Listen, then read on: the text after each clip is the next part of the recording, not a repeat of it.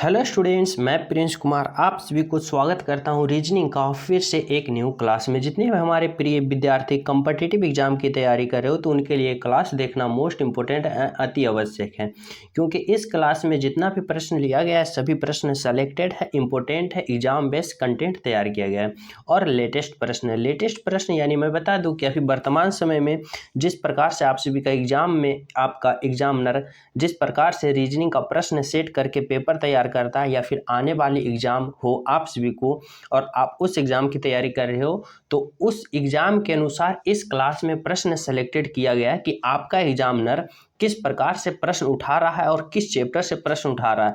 तो मैं आप सभी को बता दूं कि सभी चैप्टर से एक एक प्रश्न इस क्लास में देखने को मिलेगा और सिखाया जाएगा कि इस प्रश्न को आप लोग कम समय में ज़्यादा प्रश्न सॉल्यूशन किस प्रकार करोगे, क्योंकि रीजनिंग का बस एक ही मूल मंत्र है कि जो विद्यार्थी कम समय में ज़्यादा रीजनिंग का प्रश्न सोल्व करेगा वह किसी भी विभाग में एग्जाम देगा तो उस विभाग का रिजल्ट करेगा और रीजनिंग के भाग में फुल बाय फुल मार्क्स से वह पास होगा। तो इसीलिए मैं आप सभी से अनुरोध करता हूं कि यह क्लास आप सभी को पूरा देखना अति आवश्यक हो जाएगा। समझ रहे हो सभी विद्यार्थी? तो चलिए पहला प्रश्न पर। तो देखो पहला प्रश्न आप सभी से क्या एग्जामिनर पूछना चाहता है। अगर ऐसा प्रश्न एग्जाम में आ जाए तो आप लोग किस प्रकार सॉल्यूशन करोगे समझना। कह रहा है नीचे दिए गए प्रश्न में संबंधित संख्या को चुने। देखो ऐसा प्रश्न आ जाए, देखो कितना लग रहा है कि बहुत बड़ा प्रश्न है, इसका ऑप्शन भी बहुत बड़ा है, लेकिन आप लोग इसको चुटकियों में कैसे सोल्व करोगे समझना। अगर ऐसा प्रश्न एग्जामिनर आपका एग्जाम में दे दे तो किस प्रकार सॉल्यूशन करोगे। कह रहा है नीचे दिए गए प्रश्न में संबंधित संख्या को चुने। जब भी आप सभी को प्रश्न में संबंधित संख्या वाले प्रश्न पूछ दे तो आप लोग बस एक ही चीज दिमाग में आप लोग सोचना, जिस प्रकार 101 का संबंध 10,201 से है उसी प्रकार 107 का संबंध किससे होगा, उसी प्रकार से आप लोग सोचना। तो देखो आप लोग को देखने के बाद क्या पता चला कि यह 101 जो है ना 101 का स्क्वायर किया है, 101 का यह क्या कर दिया है स्क्वायर। कितना होता है 101 का स्क्वायर 10,201। 10,201 किसका होता है तो यह 101 का स्क्वायर होता है। कितना 10,201।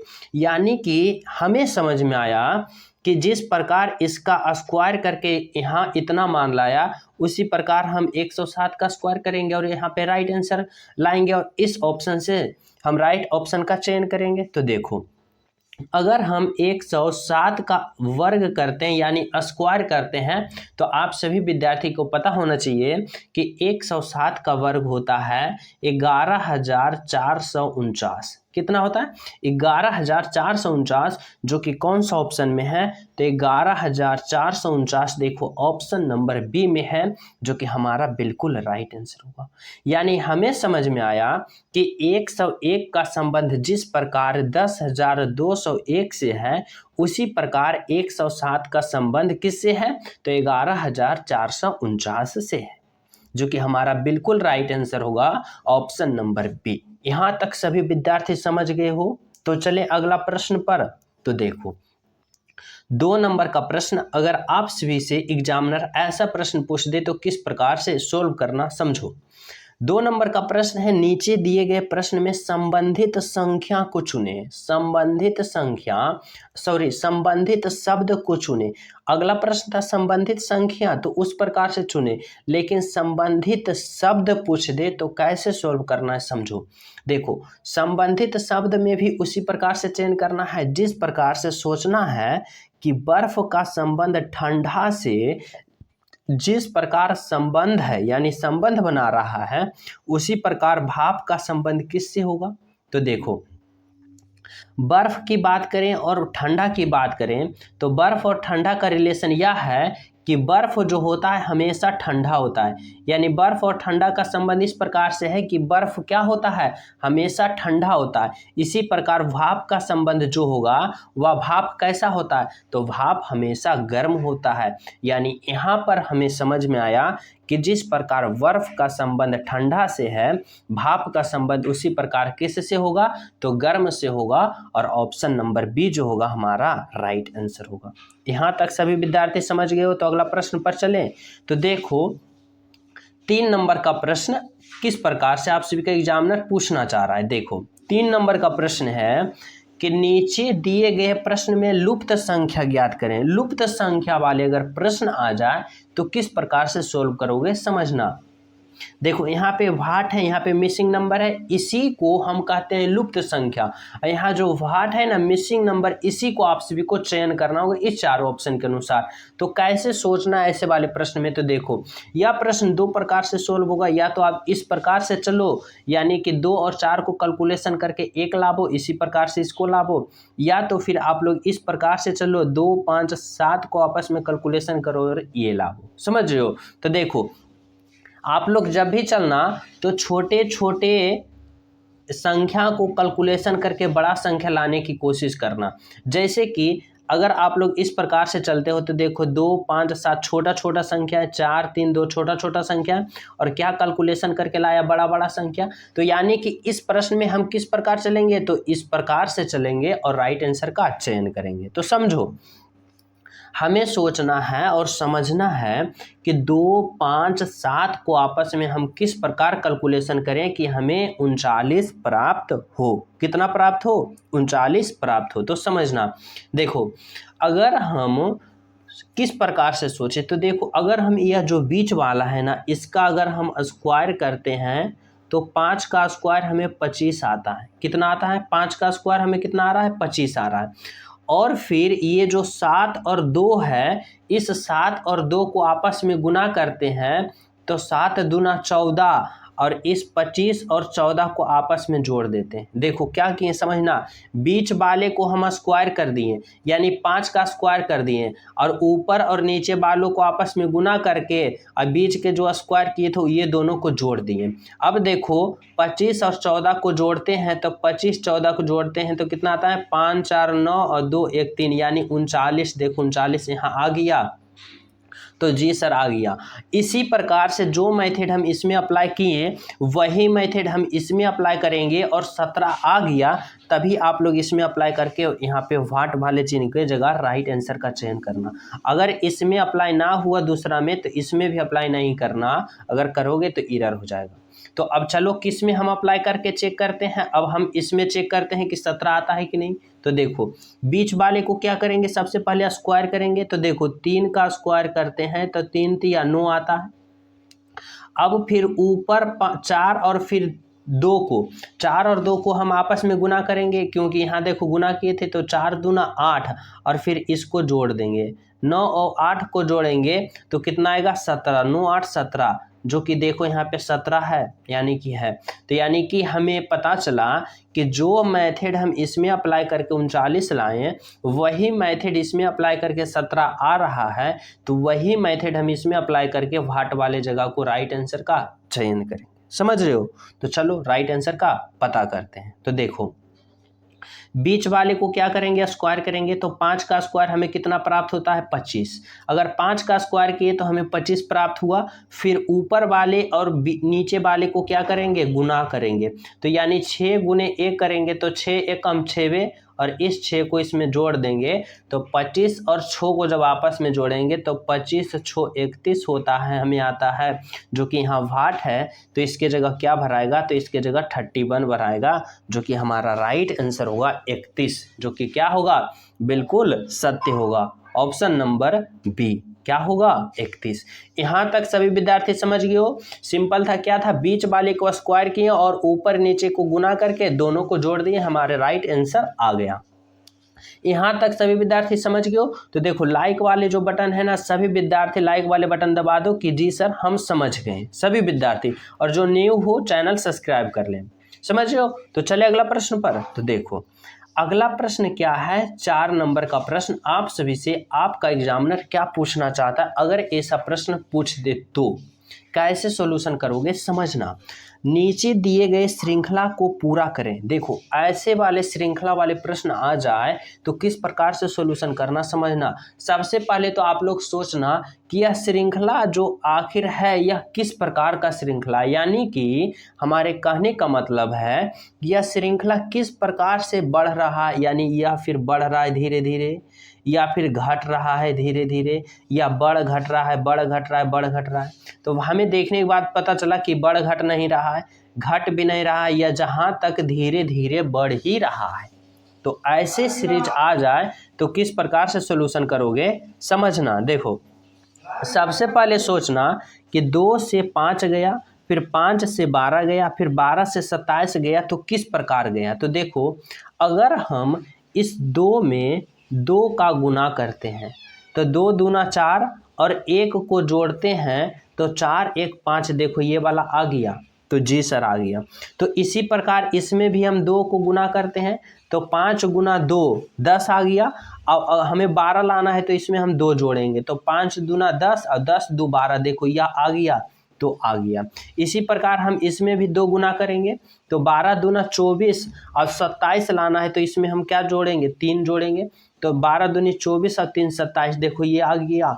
अब हमें यह वाट है इसके जगह लाना है तो इसमें भी 27 में हम 2 गुना करेंगे। यहाँ देखो 1 जोड़े 2 जोड़े 3 जोड़े तो अभी हम कितना जोड़ेंगे 4 जोड़ेंगे। तो देखो 27 दूना 54 और 54 और 4 59, यानी 5 पर 9 59, यानी यहाँ पर जो खाली वाट है इसके जगह क्या भराएगा तो इसके जगह भराएगा 59, जो कि ऑप्शन में 27 दूना 54 होगा, माफ कीजिएगा 54 और 4 कितना होगा 58, जो कि 58 होगा, जो कि ऑप्शन नंबर कौन सा है तो ऑप्शन नंबर डी जो है वह हमारा बिल्कुल राइट आंसर होगा।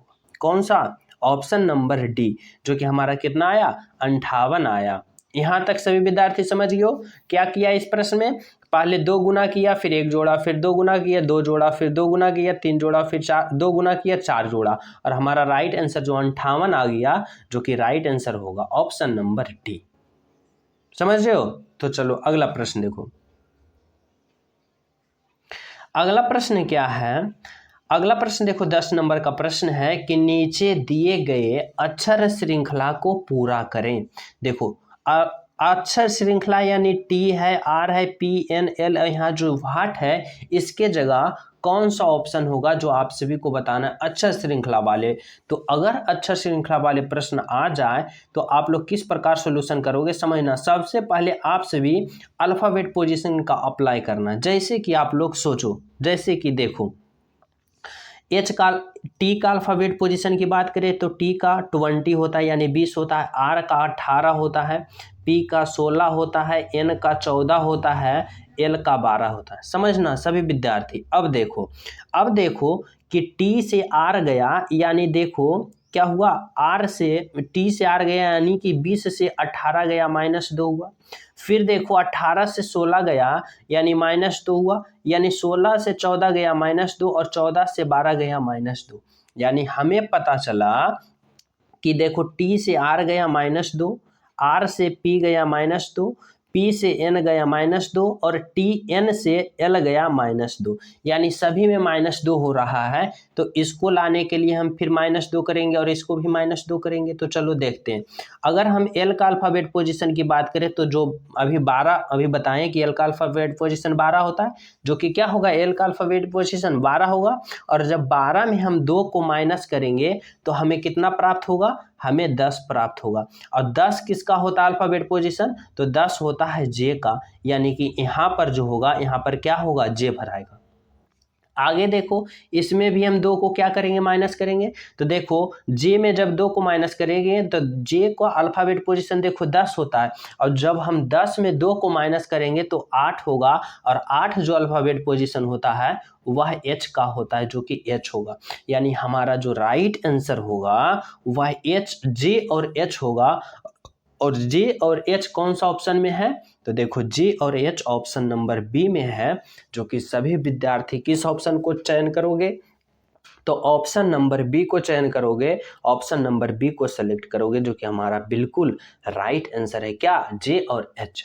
यहाँ तक सभी विद्यार्थी समझ गए हो। तो अगला प्रश्न पर चलें। तो देखो अगला प्रश्न क्या कर रहा है आप सभी का एग्जामिनर। देखो 6 नंबर का प्रश्न क्या है, 6 नंबर का प्रश्न है कर रहा है कि घी बसा और भोजन आप सभी को इस तीनों यानी घी बसा और भोजन में इस प्रकार से संबंध बनाना है कि जो कि इस ऑप्शन में, चारों ऑप्शन में एक ऑप्शन में सही संबंध बना रहा है। यानी कौन सा आकृति है, कौन सा ऑप्शन है जो ये तीनों के सही संबंध बता रहा है। तो देखो यहाँ पे सबसे पहले हम भोजन की बात करें तो भोजन के लिए एक गोला लिए, समझना सभी विद्यार्थी, भोजन के लिए एक बड़ा गोला ले लिए। अब देखो भोजन के अंदर घी है, घी देखो क्या है, भोजन का एक रूप है, और बसा क्या है, यह भी भोजन में आएगा। तो देखो भोजन के लिए सबसे पहले हम एक बड़ा गोला ले लिए। अब देखो बसा की बात करें, यह भी भोजन है, यानी तुम भोजन भी, बसा जो लेते हो वह भोजन के रूप में प्राप्त करते हो, तो बसा भी क्या है, भोजन है।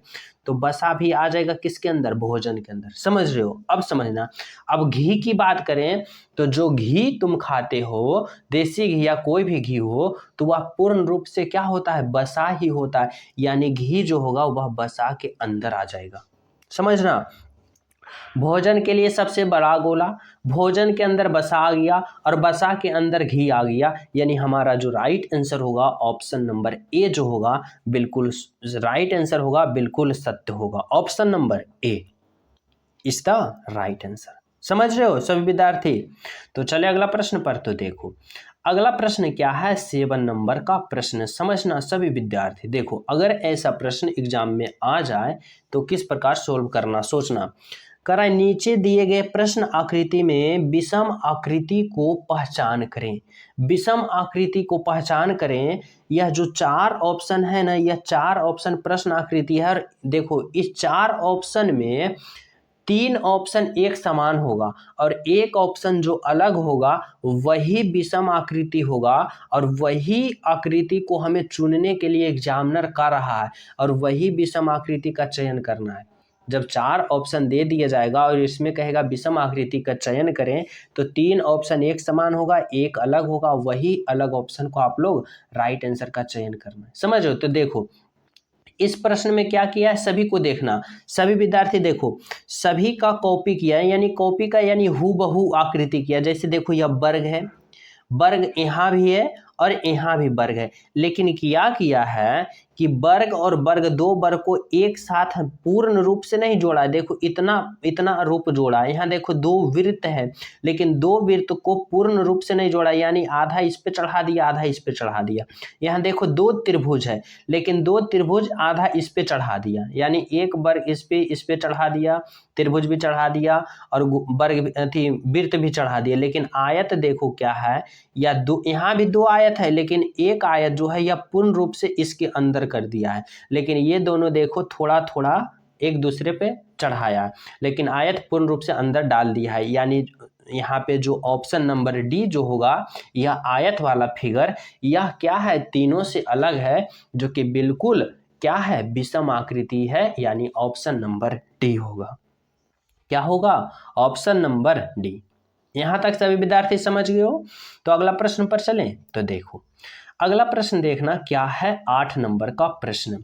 8 नंबर का प्रश्न देखना क्या कर रहा है एग्जामिनर आप सभी से पूछना चाह रहा है कि नीचे दिए गए निम्नलिखित शब्दों का सही क्रम बताएं। देखो सभी विद्यार्थी समझना, अगर सही क्रम वाले प्रश्न आ जाए तो आप लोग एक ही बात सोचना, यह सोचना कि हमें जीरो यानी शुरू से स्टार्ट करना है, धीरे धीरे बढ़ना है, धीरे धीरे बढ़ते बढ़ते और फाइनल तक पहुंचना है।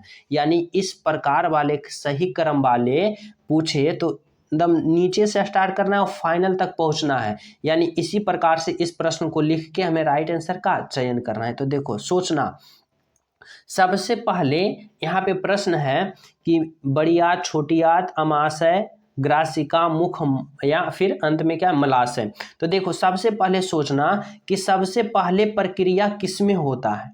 यह जो दिया गया है यह भोजन की प्रक्रिया वाले हैं, क्योंकि देखो मुख है, मलाशय है, ग्रासिका है, छोटी याद, बड़ी याद। तो सोचना सबसे पहले क्या होता है। तो सबसे पहले तुम भोजन लेते हो तो कहाँ जाता है, मुख में जाता है, यानी 4 होगा।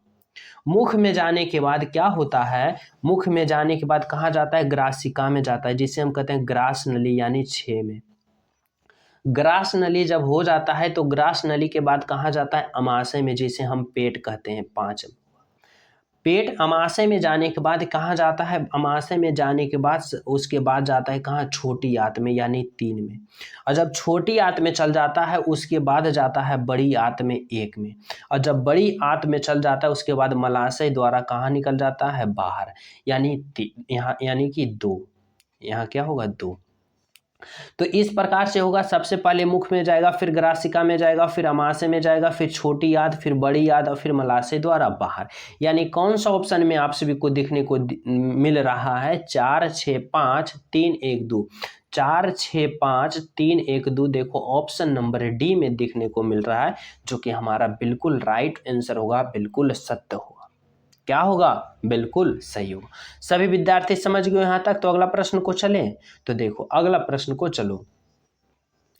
अगला प्रश्न है 9 नंबर का प्रश्न, और 9 नंबर वाला प्रश्न क्या कर रहा है? यह कैलेंडर से संबंधित है। देखो दिन तारीख है। ऐसे प्रश्न आ जाए तो कैसे सोल्व करना समझना। करा यदि किसी महीने का तीसरा दिन मंगलवार, एकदम सिंपल प्रश्न देखने को लग रहा होगा, लेकिन आप चुटकियों में हल करोगे। समझना, पहले समझने की कोशिश करो। कह रहा है यदि किसी महीने का तीसरा दिन मंगलवार है। देखो तीसरा दिन जो है ना, किसी महीने का तीसरा दिन वह क्या है?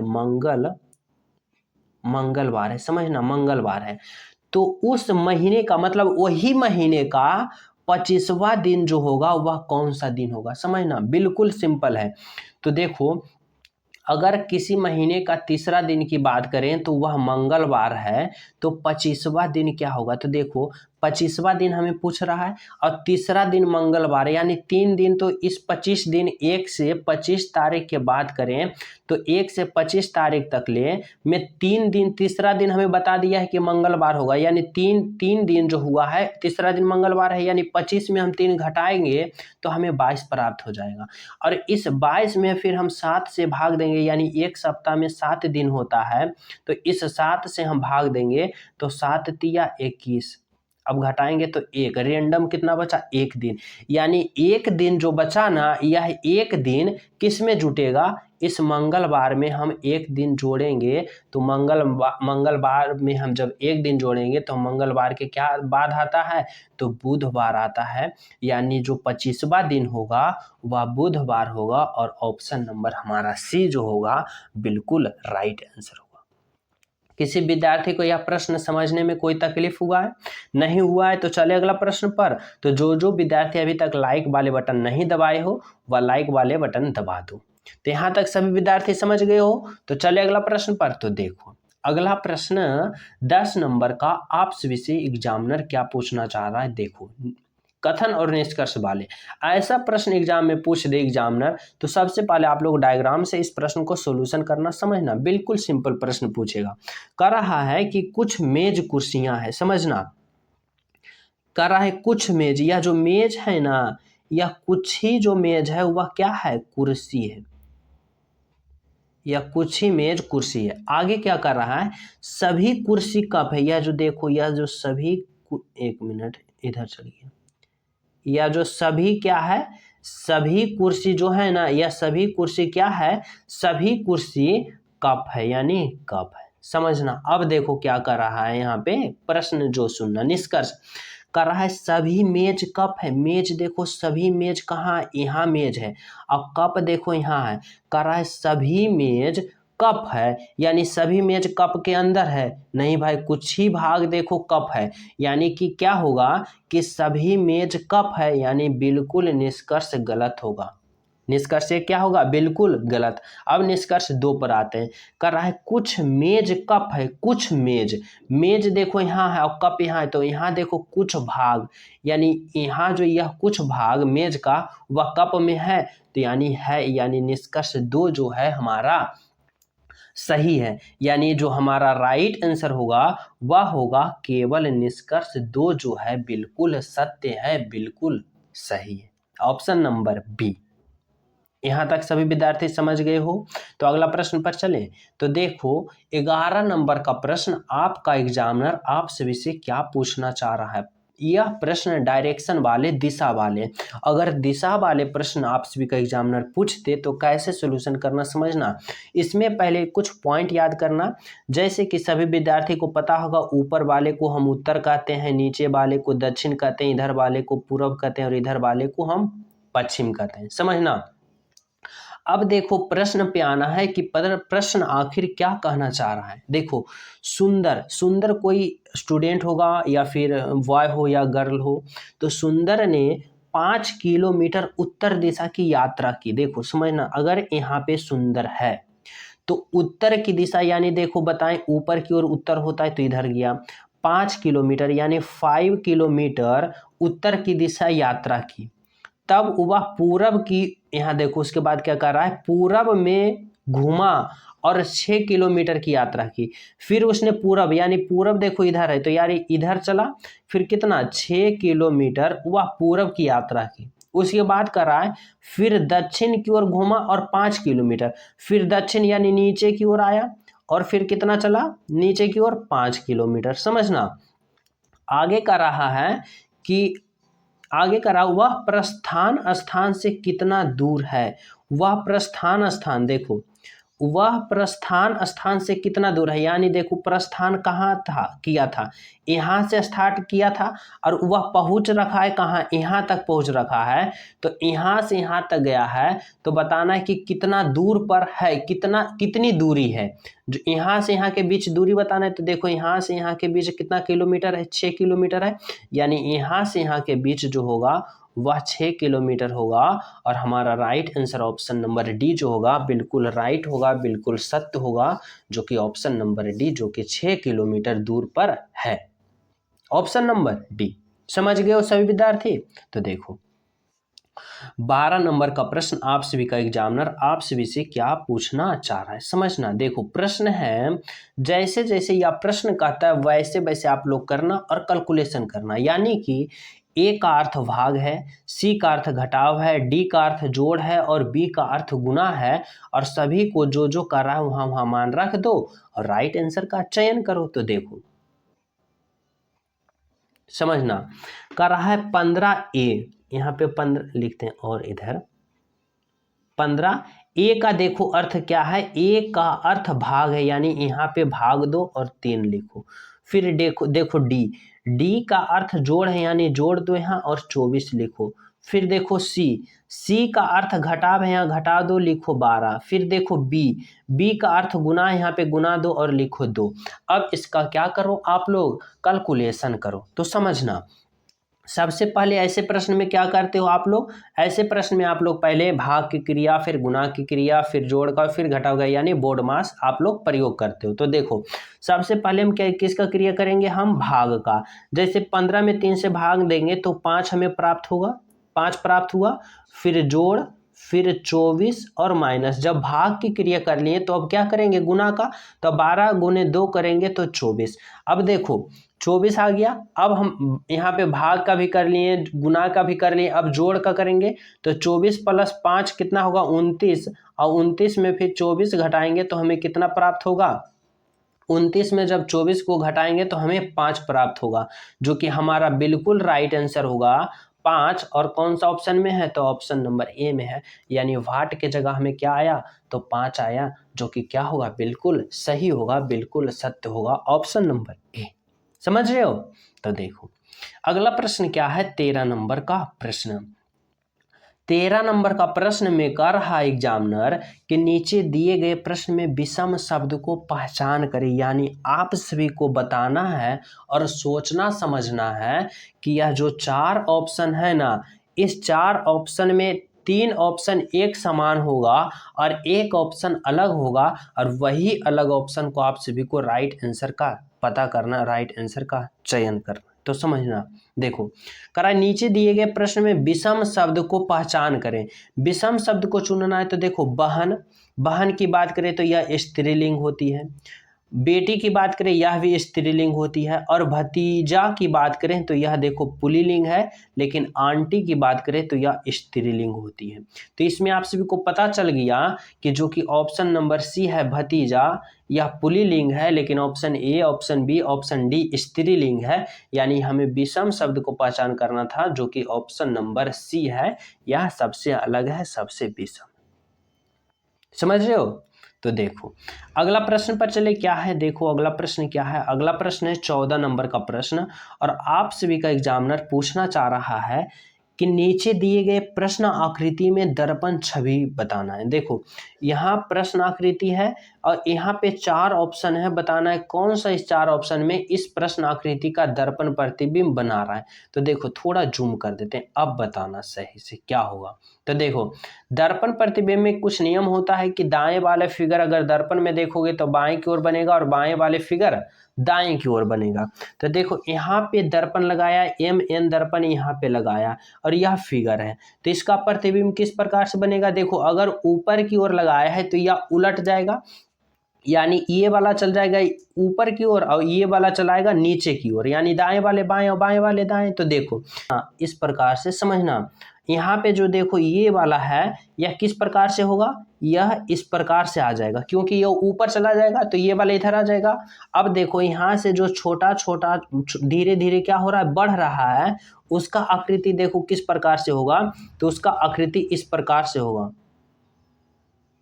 कितने हैं, 1 1 2 3, 1 2 3 हो गया। अब देखो यह जो गोला वाला है, यह गोल वह किस प्रकार के से आ जाएगा, तो यहाँ आ जाएगा। यानी यह आकृति जो बनेगा इस प्रकार से बनेगा, जो देखो ऑप्शन नंबर डी होगा नहीं, ऑप्शन नंबर बी की बात करें यह भी होगा नहीं, और ऑप्शन नंबर सी जो है यह भी नहीं है। यानी हमारा राइट आंसर जो होगा वह इस प्रकार से होगा, जो कि क्या है, बिल्कुल सही है, बिल्कुल सत्य है। यानी ऑप्शन नंबर ए जो होगा हमारा बिल्कुल राइट आंसर। समझ रहे हो? तो देखो अगला प्रश्न देखो क्या है, 15 नंबर का प्रश्न आप सभी का एग्जामिनर पूछना चाह रहा है। 15 नंबर का प्रश्न है कि नीचे दिए गए प्रश्न में संबंधित अक्षर को चुनिए। संबंधित अक्षर को चुनना है, यानी आप सभी को बताना है APC से जिस प्रकार EXI बना है उसी प्रकार NOS से यहाँ पे क्या बनेगा, और इस चारों ऑप्शन में एक ऑप्शन का आप सभी को चयन करना है और यहाँ पर राइट आंसर का पता करना है। अब देखो मैं यह प्रश्न आप सभी को होमवर्क के तौर पे दे रहा हूं, और सभी विद्यार्थी इस प्रश्न को कैसे सोल्व करना, सबसे पहले अल्फाबेट पोजीशन का प्रयोग करना। जैसे ए का अल्फाबेट पोजीशन 1 होता है, यहाँ पे ए का अल्फाबेट पोजीशन 1 होता है, बी का 2 होता है, सी का 3 होता है, ई का 5 होता है, एक्स का 24 होता है, और आई का 9 होता है। तो यह प्रश्न आप सभी को मैं होमवर्क के रूप में दे रहा हूं। सभी विद्यार्थी इस प्रश्न का राइट आंसर आप लोग कमेंट में बताना। अभी आप लोग कलम कापी है, अभी आप लोग ईमानदारी पूर्वक सभी विद्यार्थी अभी तुरंत ही इसका सॉल्यूशन करें, और जो राइट आंसर होगा इस प्रश्न का वह कमेंट में सभी विद्यार्थी ईमानदारी से जरूर करना। और जो न्यू हो, चैनल पे पहली बार हो, चैनल सब्सक्राइब कर लेना, और लाइक वाले बटन को सभी विद्यार्थी जो अभी तक नहीं लाइक किए हो लाइक कर देना ईमानदारी से। और इस प्रश्न का राइट आंसर आप लोग सभी विद्यार्थी कमेंट में करना कि इसका क्या होगा। समझ रहे हो सभी विद्यार्थी? तो आप सभी को मिलते हैं अगले क्लास में, जब तक सभी को हमारे तरफ से जय हिंद।